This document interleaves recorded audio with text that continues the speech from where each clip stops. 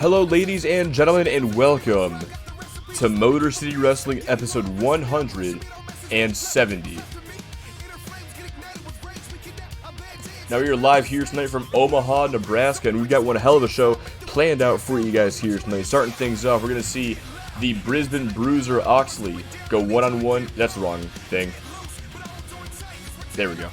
We're going to see the Brisbane Bruiser Oxley go one-on-one with Duncan Jones in a #1 contenders match for the European title. After this, we've got Donna Kay and Sarah Baker going one-on-one in the women's division. Cody Campbell and Deuce facing off in our mid-card match of the night. Izzy Phelps and Emily Sharp right after that. And, of course, our main event of the evening, Strength and Power takes on Los Hermanos Rodriguez for the... Los Hermanos Rodriguez team up for the very first time in almost 10 years as an official tag team. And they are back in action, taking on Strength and Power in tonight's main event. Hey, what's going on there, The Gladiator? How you doing, fam? And I just realized also my fucking hair is up. Let me go ahead and fix that shit. My hair is frizzy as hell right now, dude. Guess that kind of makes sense. My fucking hair was, well, I went outside today, you know. I guess that's not really part of the Twitch streamer's life, but today I just decided to make a little change, you know, and I actually went outside for once. Actually felt kind of nice, so figured I may as well. But let's go ahead and get our show going here. We got Oxley and Duncan Jones one-on-one in our first match of the evening. Let's go ahead and get to it.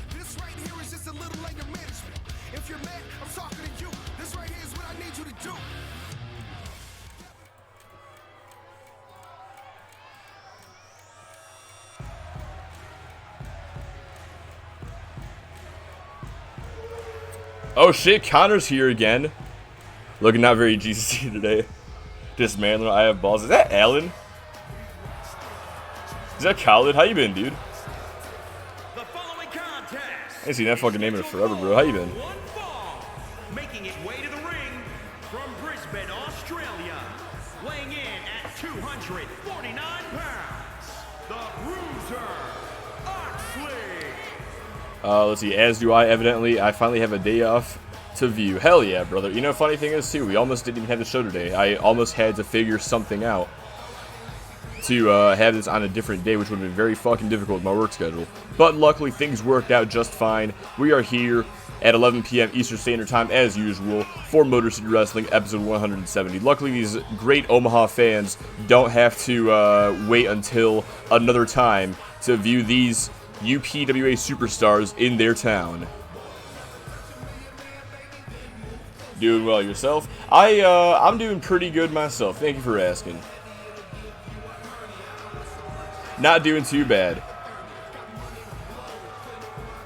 But a group of individuals who have been doing not so great recently would be the superstars involved in the Blood Money faction. Last week, we saw 3 of the 4 members of Blood Money be involved in a double countout in a 6-man tag team match against La Armada del Mexico. And then Damian Deaver would go on to lose in the main event of MCW to Pedro Rodriguez. Oxley, however, in business for himself tonight, looking to gain the European Championship back in his possession.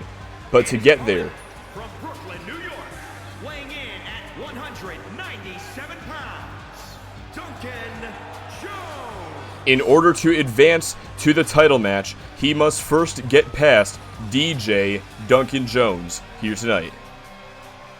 Now, Duncan Jones is a man who has a lot of history with Blood Money. He has faced Damian Deaver numerous times in the past. He has faced Oxley numerous times in the past. And to be honest, I can't recall one time where Duncan Jones has been able to take Oxley out and score the victory over him. But Duncan Jones says that after all the wars that he's gone to with Blood Money, he has come back stronger after each one. So with that in mind, does he finally have what it takes tonight to knock off the Brisbane Bruiser and earn a shot at Tyler Van Diver's European Championship? Let's see, 6 a.m. over here. I'm having flashbacks to waking up 3 hours prior for a UPWA pay-per-view fight. I was just thinking that too, and I was saying it's 11 p.m. Eastern Standard Time. Like, I can't even imagine what fucking time it is for you right now, bro. But I appreciate you tuning in anyway, man. I know. Well, I'm gonna guess that you're just having trouble sleeping or some shit. And hopefully the boring action of the UPWA is enough to put you to sleep, if that's what you're going for. Duncan Jones off the top. Turnbuckle looking for some whisper in the wind. Oxley able to get out of the way, though. And now looking to capitalize off of this mistake. Has him in the collar and elbow and drops him down to the jawbreaker. Looking to follow up here with just a slap to the face. Disrespectful, as always, is the Brisbane Bruiser as he now just slams Jones's head into that canvas repeatedly. Jones looking to fight back here, but Oxley shutting him down once again with a big boot right to the chest.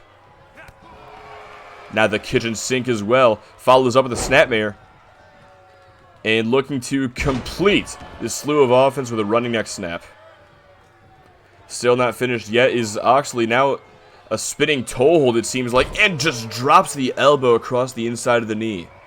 Still not finished. Oxley just brutalizing Duncan Jones here tonight with these stomps to the back and now boots to the face. Gonna pin that arm behind the back. Looking to bend back the fingers of Duncan Jones. And finishes off the sequence with a pair of knees right to the back. I mean, would a double draw really be that bad? I mean, it's not the win, though, Brendan. It's not the win, though. That's what they need. That's what they want. And that's what every UPW superstar should strive for.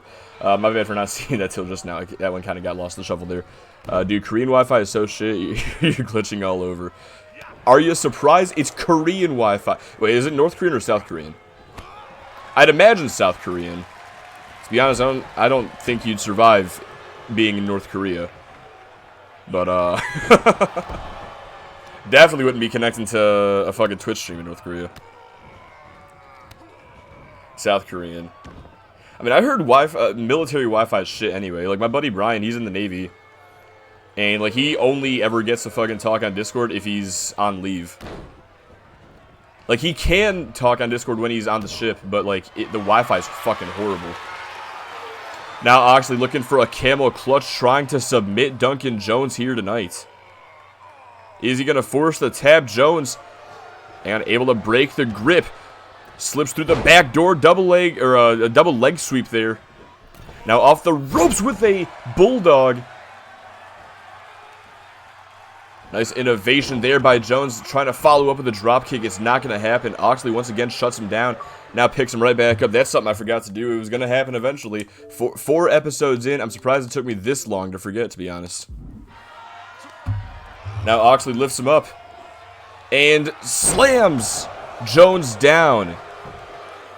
Into the cover now. Hooks the outside leg. And no, only a 2 count. Always, let's see. Anyways, have a good stream. I've got to wake up in 4 hours, so I better hurry. For sure, brother. You know, it was nice talking to you again, even if it was for this brief moment. Tell LaDonna, Deshaun, and Joe, everybody, if you still talk to them, tell them I fucking said hi. But yeah, fucking great talking to you again, man. I hope we can do this more often. Jones going for the cover off the frog splash. Will that do it? No, only a 2. But yeah, have a good night, brother. And now Jones, what's he thinking here? Goes out to the apron. We've seen this many times. Will we see it again? Goes through. Looking for the slam dunk. He gets all of it. But he's still not finished. If 1 wasn't enough, then maybe 2 will. This time, delivers a second frog splash. Goes right for the cover. And no, still only a 2 count. Crowd is chanting one more time, but that was one more time for Duncan Jones. I don't know if he has a 3rd one in him. Hey, what's up, Spooky Cheetah? How you doing? Haven't done so in almost 3. Damn, really? Holy fuck, I figured... Damn, I really thought you still talked to all of them. Shit. I mean, if it makes you feel any better, I really haven't talked to them much in the past 3 years either.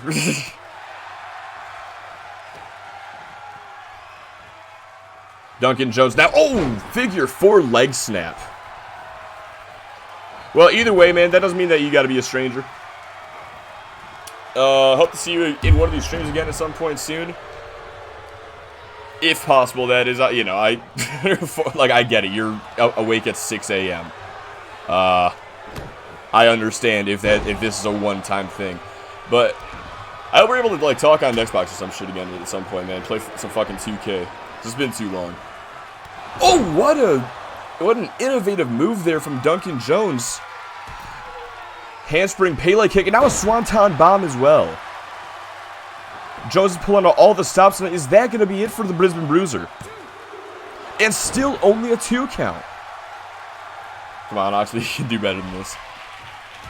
Wait a minute, Jones once again. They're looking for the trifecta, looking for a third and potentially final frog splash. But it isn't enough. Oxley gets the knees up, delivers that spinning power slam, going for the cover. 1, 2, no!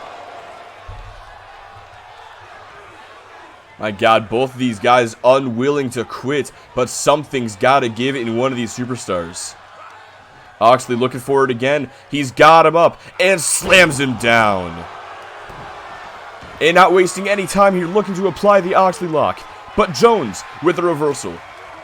Elbow gets caught. Good, how have you been? I've been pretty good, man. Well, I've been pretty good. I can't really complain too much. Like I was saying earlier. Let's see here. Sure, sometime we will, although I haven't even bought 2K22, believe it or not. Honestly, I'm kind of surprised about that, but to be honest, I don't fucking blame you. Well, shit, man, if you got, like, even a PC or some shit, if you're ever down to fucking run some sort of wrestling, I got Wrestling Empire, I got a bunch of PS2 SmackDown vs. Raw games and shit. If you look at my stream from last night, you can see me, Jordan, and my other buddy, Brian. We've all been playing fucking SmackDown vs. Raw 2008's GM mode. We're able to, like, they can connect to my computer, we can play old SmackDown vs. Raw and shit. So if that's something that interests you or something, dude, hit me up one of these days, we can fucking run it. Duncan Jones once again delivers the slam dunk, this time a standing variation, not enough time to go to the apron. Oh my God! And that is all she wrote. Duncan Jones secures the win tonight. He said this time he would have what it takes, and he made good on that word. Although I couldn't help but feel as though I saw Oxley reach for that bottom rope. I'm not quite sure if he got to it in time. But regardless, the referee's decision is final here tonight. Duncan Jones stands tall, and he will go on to face Tyler Van Diver for the European Championship. But for now, it is time for us to move on to our next match of the night. Stick with us, because coming up next, we have action in the women's division as Donna Kay looks to get some revenge for what happened last week between her and the Bakers. But in the meantime, let me go ahead and get this bet paid out. Duncan Jones, nobody betting on Duncan Jones, probably why he won. So we go from seeing the first ever referee not seeing the fucking rope break last week to seeing the second one this week. This fucking ref, fire this ref. Women's wrestling, let's fucking go. Yes, sir. Now, last week on MCW, Donna Kay went one-on-one against Amanda Nightblade, where she was able to defeat Nightblade in a surprisingly short amount of time. However, after the match, the real pain would only just begin as the Bakers would ambush Kay from behind and finish her off with a Baker driver. Is scheduled for one fall, making her way to the ring from London, England, the rock star, Donna Kay.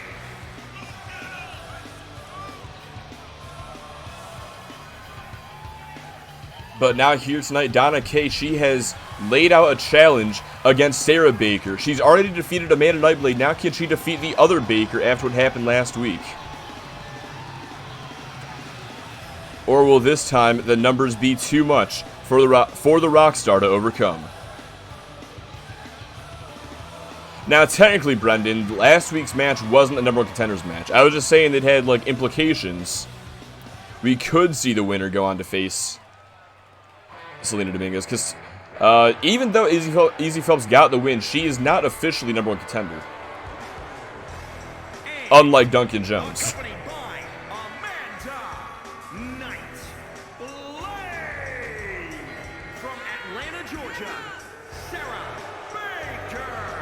And there they are, Amanda Nightblade on the left, Sarah Baker on the right, and she is all business here tonight.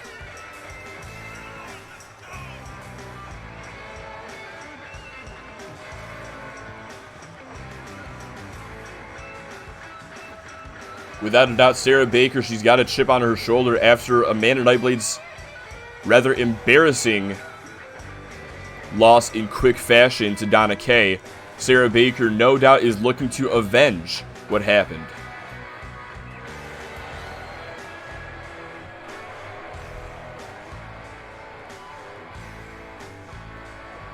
Oh yeah, so you know what? By the way, so this theme song's reminded me. So for some context, in case you guys didn't realize, this is actually Cactus Jack's theme song. And yeah, so I think I made a decision. I think this year for Halloween, I think I'm gonna fucking dress up as Mick Foley. Because I honestly feel like I could pull it off. All I need to do is just buy a Cactus Jack shirt, buy a red flannel sleeveless shirt,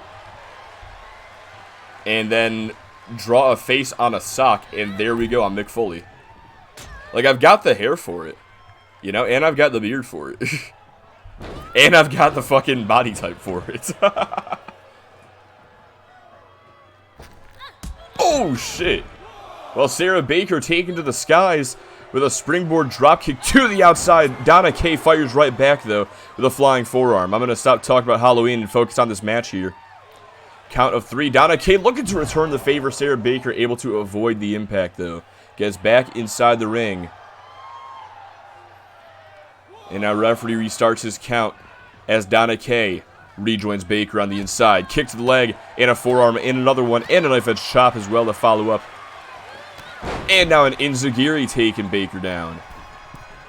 Donna Kay to the middle turnbuckle and a diving double axe handle connects. Follows up now with that monkey flip. And a senton as well.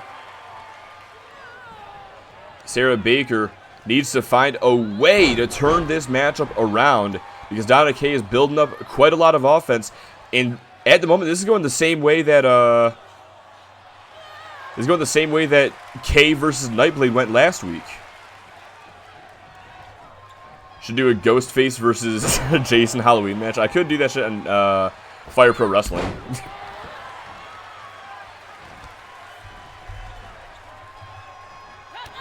Kicks to the gut. Oh, and a stunner from Kay. Gonna go for the cover now. Hooks that outside leg. But only a 2 count. Sarah Baker able to kick out for now. But now Donna Kay, she's got to be thinking, what is my next course of action? Whatever it was, Sarah Baker had an answer for it. Now has the hand pinned down and just stomping away. Trying to break Donna Kay's hands with these stomps, and now follows up with a very southern uppercut. Hey, what's up, Brian? How you doing, brother? And grab a sock. Yeah, like I said, I just gotta fucking draw a face on a sock. Just make my own socko. Donna Kay now going to the top rope, same way she beat Nightblade last week with a stage dive. And into the cover, has that leg hooked. And no, this time, Sarah Baker is able to get the shoulder up just in the nick of time. But Donna Kay isn't finished with her. She is ready for Sarah Baker to be able to continue in this matchup. But Baker now looking to fight back into it. Donna Kay once again shuts her offense down. Doing good, my man. Glad to hear it, brother. Glad to hear it. Running neck twist from Donna Kay. Sarah Baker able to find a counter there, though. And a right hand connects. Looking for the kick to the gut. I believe she may have been thinking Baker driver there. Donna Kay had an answer for it. Now connects with a Northern Lights suplex right back up to her feet for a second one with the bridge. Will that do it for Baker here tonight? No, only a 2.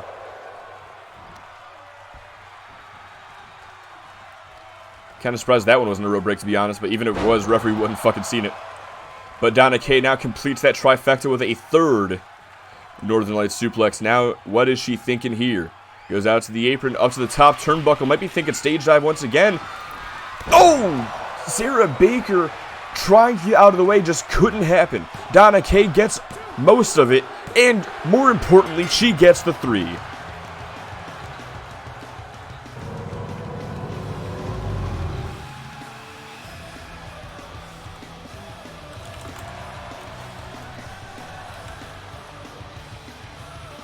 And hold on a second.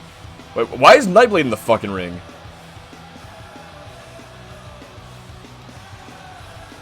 Okay, at least that one kinda makes sense. Except, why the fuck is Nightblade the one in the ring? This game is so stupid. This game's retarded.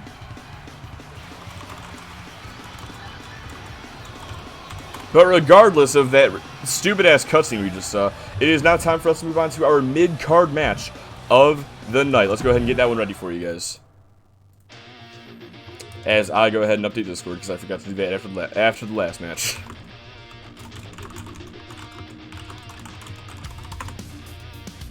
Alright, there we go. Down to K gonna get the win. Let me go ahead and pay out the best for that one. That was actually a much better match than last week. Told a pretty good story, I'd say.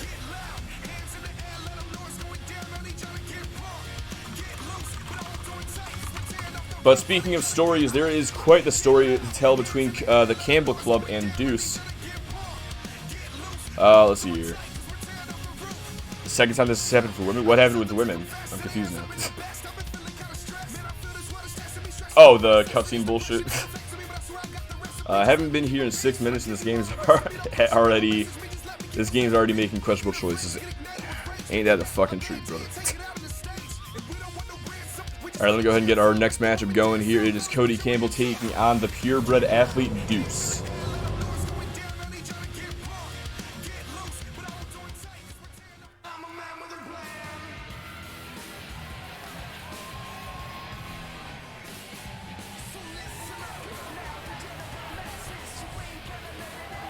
The following contest is scheduled for one fall. Making his way to the ring, accompanied by Drew Campbell, representing the club from Ann Arbor, Michigan, weighing in at 191 pounds, Cody Campbell. Probably a Novaside fan. Alright, so last week, well, going back to Soul Survivor, as I recapped everybody on last week, but I'll go ahead and do it briefly again for you guys tonight. Back at Soul Survivor, Deuce challenged Johnny Nightblade for the UPW Championship, and he could not win the title. 2 nights later, at Day 2 of Soul Survivor, Drew Campbell challenged Johnny Nightblade for the championship, and still couldn't get the job done. Fast forward to last week's episode of MCW, and Deuce was complaining backstage about how he believed he deserved to be the champion.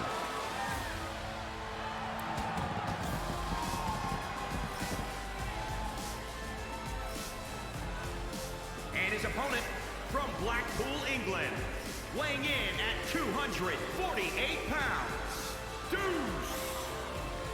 Deuce believes that he should be the UPW champion, and that's when the Campbell Club came up to him backstage and basically said, hey, Drew's not complaining about him losing his match against Johnny Nightblade, so why are you? Deuce took some umbrage to this, and ultimately a match was made between Deuce and Drew Campbell where Deuce walked out as the winner. However, after the match, he wasn't satisfied with just a victory. He continued to attack both members of the Campbell Club, but their numbers allowed them to gain the edge and escape the purebred athlete. However, that has not stopped this match from being made. Cody Campbell will now go one-on-one with Deuce here tonight. Drew Campbell in Cody's corner, and you have to expect that after what happened last week, Cody and Drew, they reviewed the footage, and they are looking to ensure that what happened last week doesn't happen again tonight. But at the end of the day, there is only so much you can do to prepare for a guy like Deuce, and you have to wonder if whatever Drew and Cody must have done backstage, if they could have figured out a decent enough game plan to score the win. Let's see here. Hey, just wanted to stop in to say, hey, I'm going to play some Wildlands. You have a good show, and a good night later. Alright, well, thank you very much, Spooky, for stopping in. I always do appreciate it.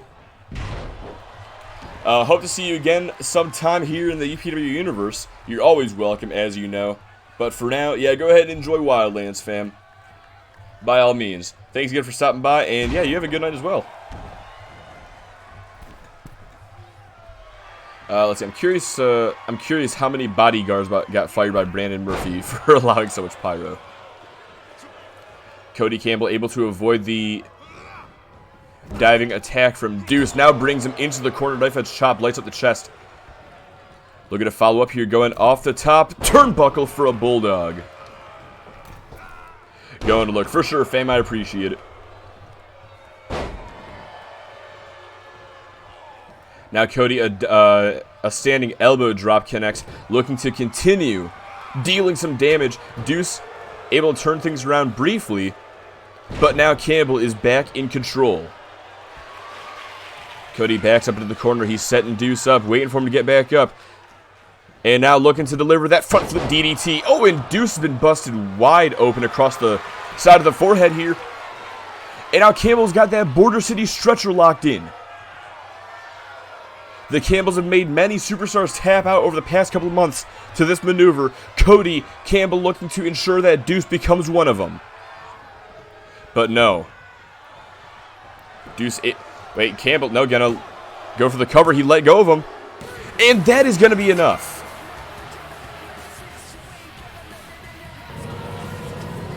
At a certain point, I think Cody Campbell realized that he had forced Deuce to pass out. Referee couldn't really call it, though, with Deuce's arms being trapped. And so Campbell let go, went for the pin instead, and he scores the win. But Brian, how can he grab the ropes when his arms are trapped like that, bro? But either way, Cody Campbell able to walk out of here with that victory.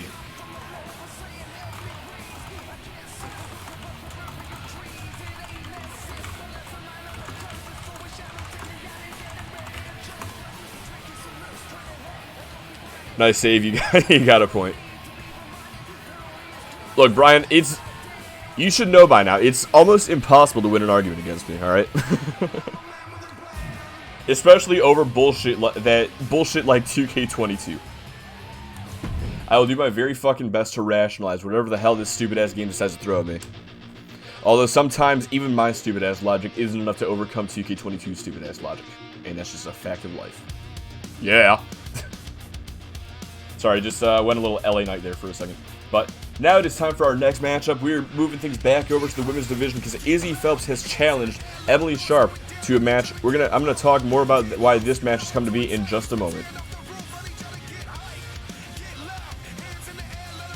In the meantime, I'm gonna pay out the bets real quick. Cody Campbell getting that win. That end was lackluster, but he saved it with the calm. Honestly, it's like, alright, I'm not even going to blame 2K22 for that one, because I'm pretty sure that was an issue in 2K19 as well, as they would let go of the submission and then go for the pin. I know Emily Sharp loved to fucking do that. But at least sometimes you can sort of rationalize it. Like, at least sometimes there's a way, you know? Usually there ain't, but in this case at least there kind of was.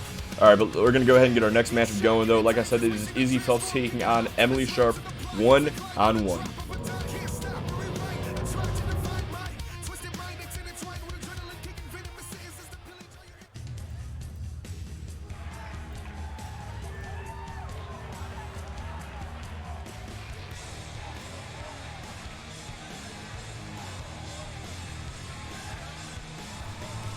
Fire Gavin Thompson for the low cost of $15.99. You know, the thing is, he would sponsor that too. Brandon Murphy would sponsor that. The following contest is scheduled for one fall. Making her way to the ring from Raleigh, North Carolina, Izzy Phelps. Now the story behind this match goes as follows. Last week, Izzy Phelps and Jessica Taylor, they were scheduled to face off 1-on-1. Emily Sharp, however, was upset that she was not anywhere on the card despite her impressive performance back at Soul Survivor. And to be fair, you can't take anything away from Emily Sharp's performance back at Soul Survivor. One by one, Sharp did score each and every elimination of Team XTW in the 4-on-4 women's match. However, Sharp felt From Vancouver, British Columbia, Emily Sharp. Sharp felt that she deserved to be on the card due to her performance back in Soul Survivor. And when she wasn't, when she found out that Taylor and Phelps were on the card instead, well, she wasn't very happy with this. And so during Taylor's match with Phelps last week, Emily Sharp got involved first in a more distractionary role, but eventually this turned into a more physical role when she threw Taylor's arm off the bottom rope while the referee was counting the pin and allowed Taylor to get counted down for the count of 3 as a result. It was a very shocking victory for Izzy Phelps last week. Didn't even realize what had happened until later on. And then earlier tonight, she laid down the challenge to Emily Sharp. Sharp justified her actions, saying that an ungrateful rookie, an undeserving rookie rather, like Jessica Taylor does not deserve to get anywhere near the U.S. Women's Championship. And that's sort of where I disagree with Emily Sharp. Because number one, Sharp is just as much a rookie as Jessica Taylor is. They debuted at a very similar time back at the start of Season 3. But also, even though Taylor wasn't as impressive at Soul Survivor, she's still been very impressive in her own right throughout her career. But despite this, Emily Sharp still feels as though Phelps deserved the win more than Taylor, or at least that's how she rationalized it. Phelps, though, didn't want to win that way and took very much offense to Emily Sharp's involvement in last week's contest.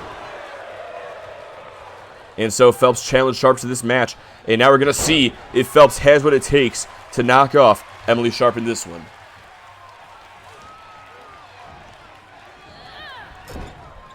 Sharp is jealous that Jessie T has a fan base. Oh, dodged the knife at Sharp. Instead, a roundhouse to the shoulder. Now a kick to the gut, looking to follow up here with a sunset bomb.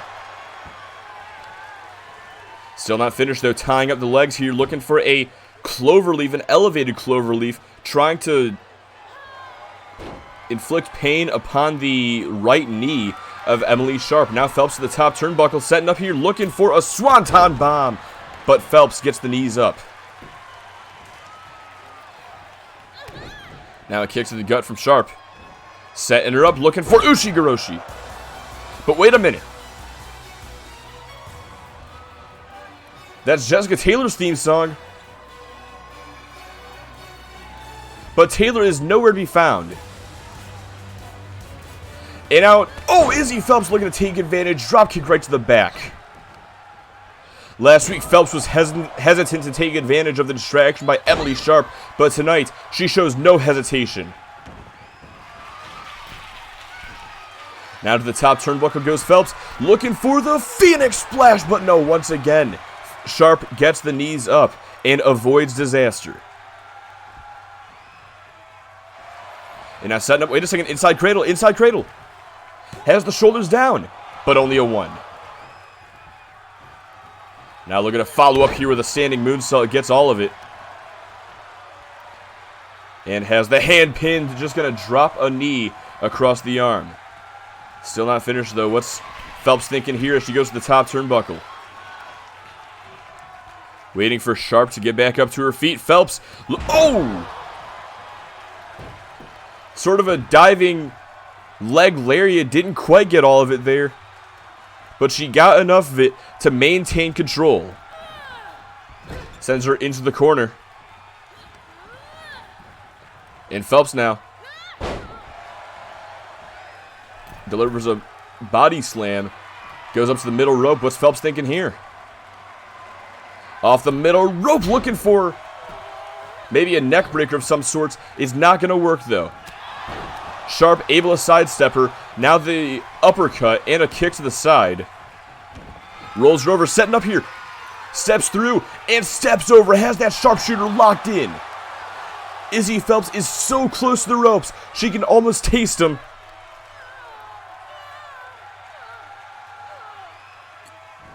But no, Emily Sharp gonna let go of the hold. Now going for the pin herself.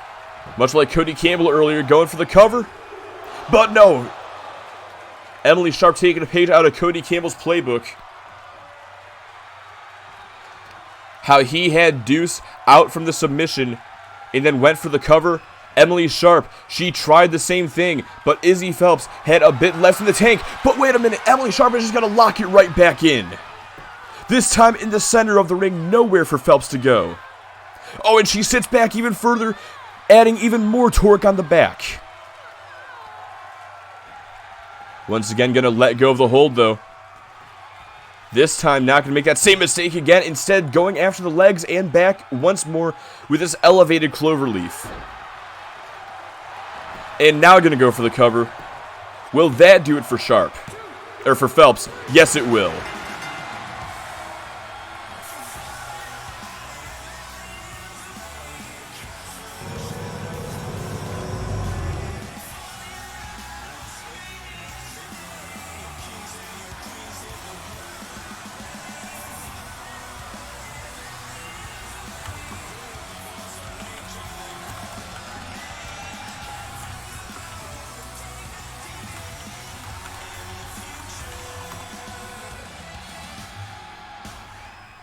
Now, give Izzy Phelps her credit where it's due. She fought back, and she fought back hard.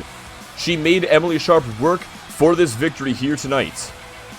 But after that first sharpshooter, Izzy Phelps, she may have been able to kick out of that pinfall attempt. But that first sharpshooter pretty much drained her of all her strength. After that, it was all academic.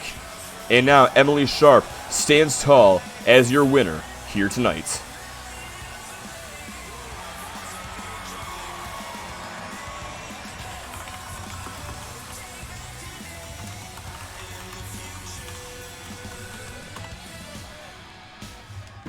But ladies and gentlemen, stick around because coming up next, we have our main event of the evening. Yes, for the very first time in nearly 10 years as an official tag team, Pedro Rodriguez and Marco Rodriguez will team up as Los Hermanos Rodriguez. And I, for one, am very excited to see these two finally work together. And I say officially team up because if you guys don't recall, one time back on, I believe it was XTW, either earlier this year or late last year, Pedro and Marco did have to team up. They were forced to team up in a tag team match. I forget who their opponents even were, but despite their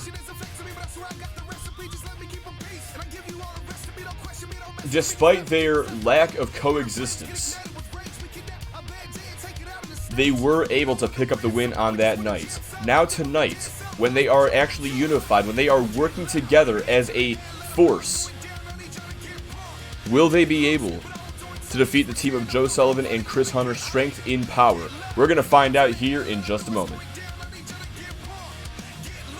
Let's go ahead and get this match going.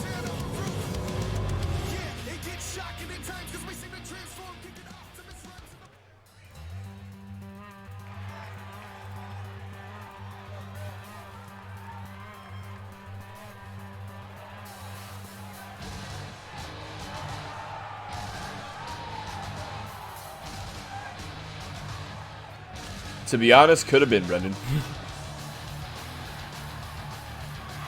following contest is scheduled for one fall on the way to the ring at a combined weight of 522 pounds. Well, that there is Chris Hunter on the left, Joe Sullivan on the right. These two longtime running buddies of Pedro Rodriguez, as well as the Nightblades. Together, those five individuals formed a super faction known as Obliteration. Back on the Indies between 2014 and 2015, they were one of the most dominant groups in all of pro wrestling.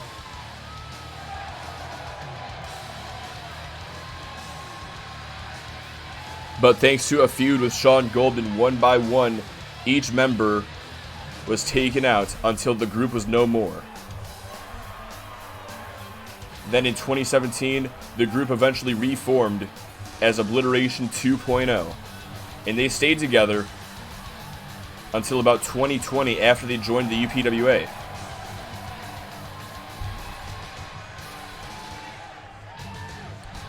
Back then, leading into, 2019, excuse me. Back then, leading into Wrestling Palace 1, Pedro Rodriguez and the rest of the Nightblades turned on Sullivan and Hunter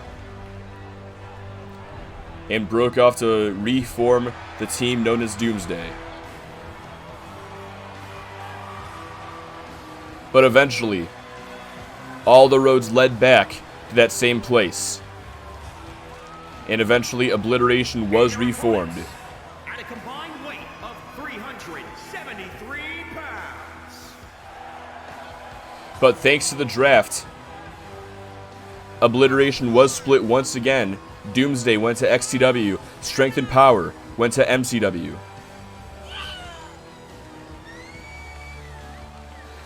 And after months of dissension and distrust, Pedro Rodriguez at Soul Survivor ultimately turned against the Nightblades to form the faction that you see before you, La Armada del Mexico.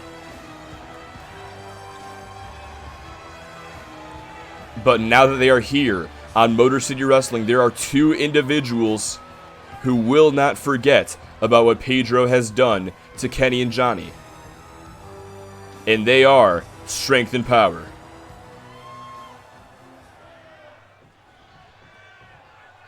Alright, well, Marco's here apparently. I thought they were going to do his own entrance, but I guess not. I'm really fucking confused about what just happened there.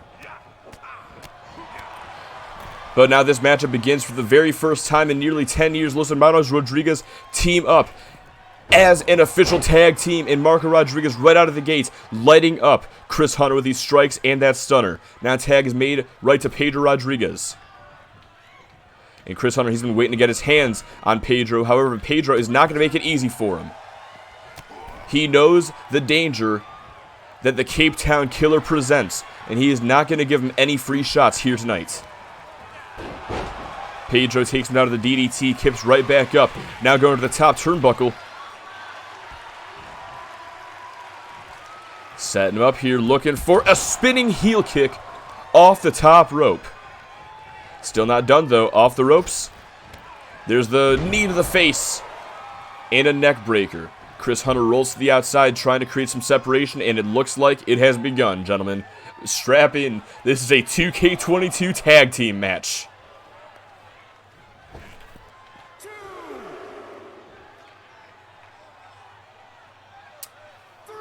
Count of 3. Is it even worth commentating over these moments? Like, I want to fill the void, but, like, there's just not enough to talk about. Oh my god, that ring post! I was not expecting that noise. That shit went like boom. Did you just realize that text goes here, Brendan? Well, match continues at the ringside area. This is the knife edge chop. Chris Hunter gonna bring him face first into the ring post. Count of 5 by the referee. Count of 6 by the referee. Marco sent into the steel steps. Chris Hunter gonna get back inside.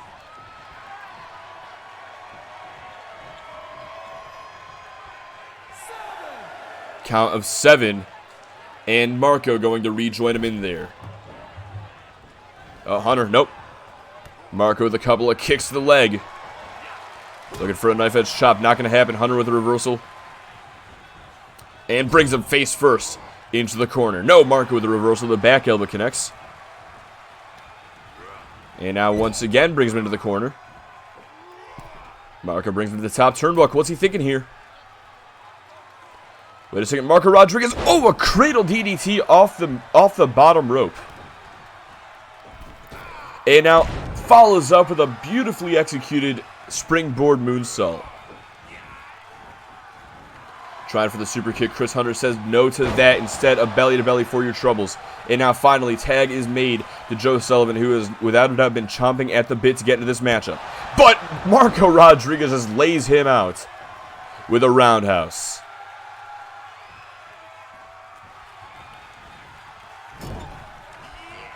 Like I was saying before, earlier this year, when Los Hermanos Rodriguez teamed up as an unofficial tag team, despite their inability to get along, they still got the job done.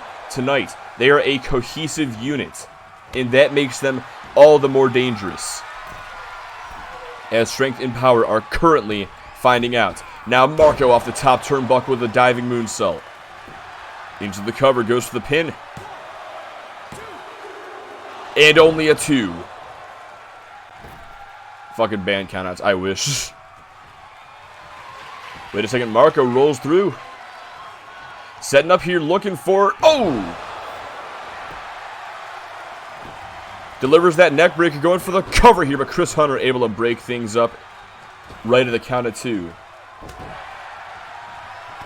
And now follows up with a jumping clothesline. Marco gets back up to his feet, but Sullivan, he's got him on his shoulders. And oh, just drops him down. Face first onto that turnbuckle with some snake eyes. Now just presses his boot into the chest.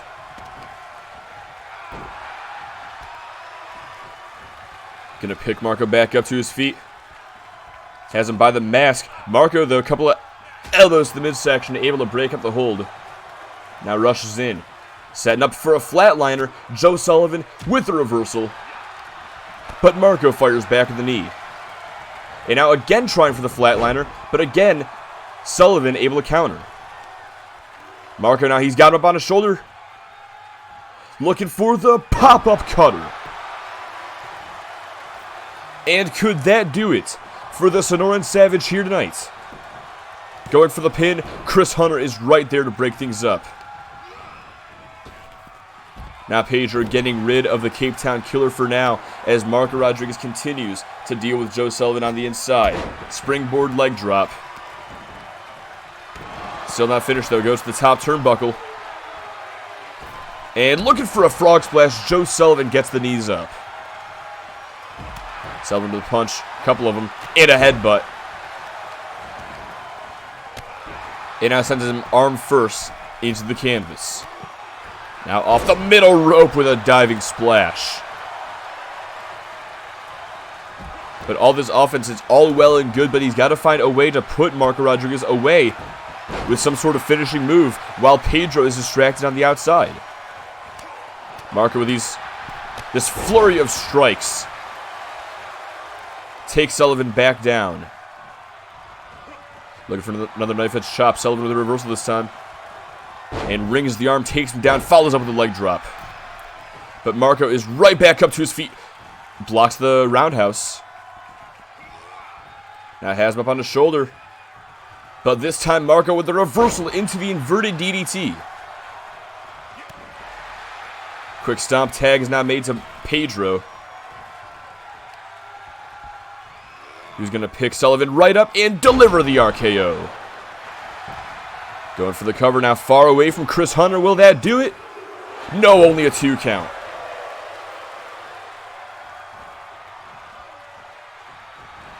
Oh, looking for lies through eyes. Or lies tell lies, rather. But Joe Sullivan reverses it into that driver. Now going for the cover. But he only gets a 1.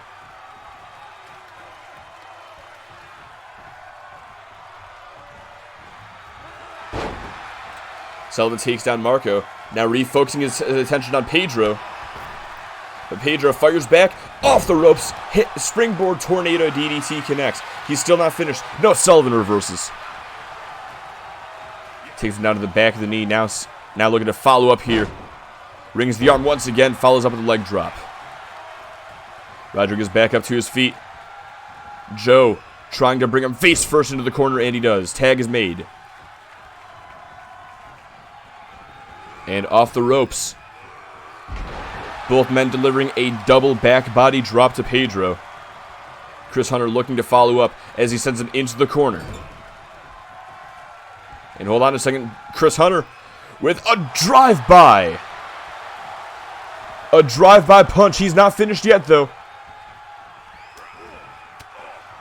But Pedro Rodriguez is able to escape the hold once again. Now a kick to the knee, another one, a third, a fourth, trying to bring him down. And now unloading with these slaps, the kicks, the knees. Pele takes down Hunter, who's been busted open. And now Hunter going to the outside, trying to get some respite. And you can see the blood just pouring across his face. That's part of what makes Pedro Rodriguez such a dangerous individual. Such an intelligent competitor between the ropes. You saw the way that he was trying to take Hunter down at the base. And after 4 kicks, once he realized it wasn't working, he quickly adapted his strategy, unloaded a very high-octane flurry of offense. Those vicious slaps, the kicks, the knees, ultimately busted Hunter open and forced him to retreat to the outside. Pedro now looking to see if he can take a count out. Count of 7 from the referee. Can Chris Hunter beat the count? Count of 8. Yelling at him, get back inside.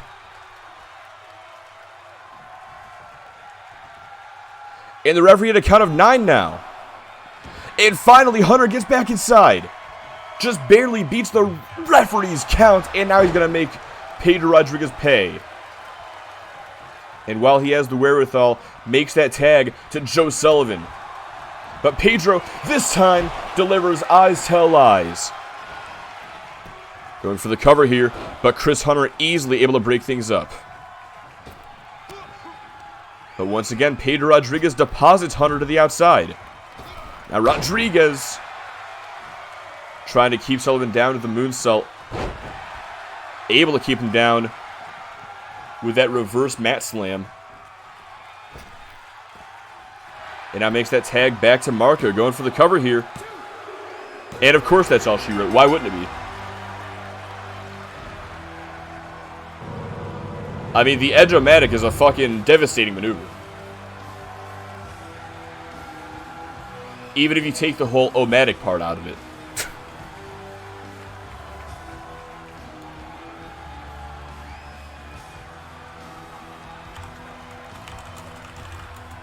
What a great match till the finish.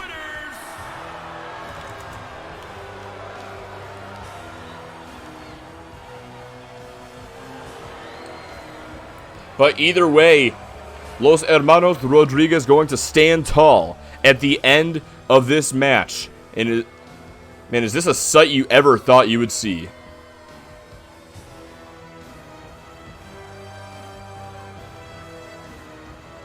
Man, they go for the win to the most awkward spots. They honestly fucking do, and it pisses me off.